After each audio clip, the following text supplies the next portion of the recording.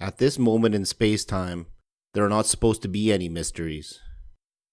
Mind, self, and reality has been largely discovered, mapped, and understood, and the remainder is just a simple problem of temporality. Though like me, you have had experiences that shattered, exploded, destroyed the reality you consider to be objective, eternal, and complete, and discover new dimensions of mind, self, and reality that were awe-inspiring, profound, miraculous. Things are not what they appear to be. After the inner process of mystical transformation has been completed, the nature of mind, self, and reality and its mechanisms, when viewed from the other shore, are completely different from the current consensual reality. Since this understanding of the true nature of mind, self, and reality is the cornerstone of this mystical philosophy and process, it is where we shall begin.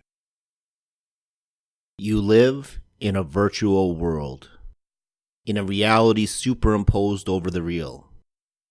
You are convinced that what you're seeing is real, when in fact you are perceiving reality through a screen, a filter projected by your mind. The false mind.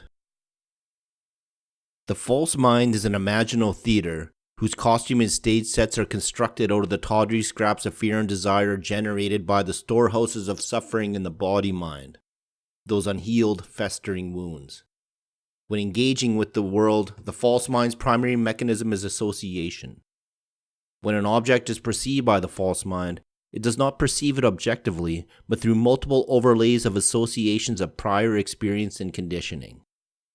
Seen through the augmented reality of the false mind, a flame is just not a heat radiating, shimmering form of shape and color, but that burn, and those tears, and that mother's comfort, that night of cold, that everlasting, eternal illumination. The false mind is also a mirror. Since what you are perceiving is not generated exterior to yourself, but internally, you just perceive projections of your fear, desires, and conditioning, your pleasurable experiences, and your painful ones. Only perceiving what you want to see, or what you do not, living in a simulation in which you can only perceive different aspects of yourself. The furnace that fuels the false mind, or the low sea of suffering stored within the body-mind. Their presence or lack of, their weakness or strength, determines the intensity and totality of the false mind, whether it is just a trace upon the real, or a wholly detached phantasmagoria of desperate desires and heart-pounding fears. You are also not who you think you are. You are not your location, your job, your bank account. You are not that shape, that form, that body. You're not those actions, those successes, those failures, that pride, that guilt. You are not that false self. You weren't always like this. You came into this world clear, bright, pristine, undivided, boundless. Then you were given a name. You became that. And as your form was moved through this reality, we have all improbably found ourselves inside. More selves kept being attached to you, nailed to you, by your family, school, work, media, and society.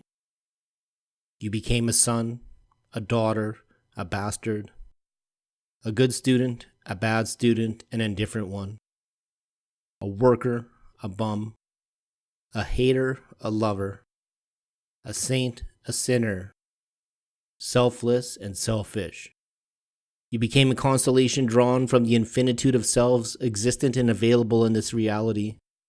You became this and that, all the multitudes that you and others perceive yourself to be, the false self. The final pillar in the triumvirate of ignorance and delusion is the false reality. The false reality is divided, composed of distinct objects, separate. Temporal and casual, it is subject to cause and effect. It is a reality of conflict and opposites and strife and fire, of endless perpetual struggle and war with the other within and without. The prisoners that inhabit the false reality are perpetually always searching for a cause, that fragment that will somehow make the false reality whole again. That wholeness that always inverses, turns into its opposite. the false reality.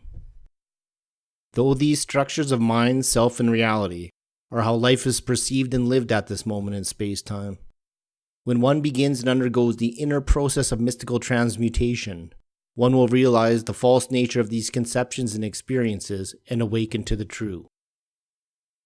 For when one transcends the virtuality of the false mind, when one transcends the illusory associations of the false self, and when one transcends the temporality and separateness of the false reality, one is brought to the same place, to a mind, self, and reality that is infinite, timeless, boundless, constituted of light. It is unconditional peace, ecstatic love, and consciousness infinite and eternal.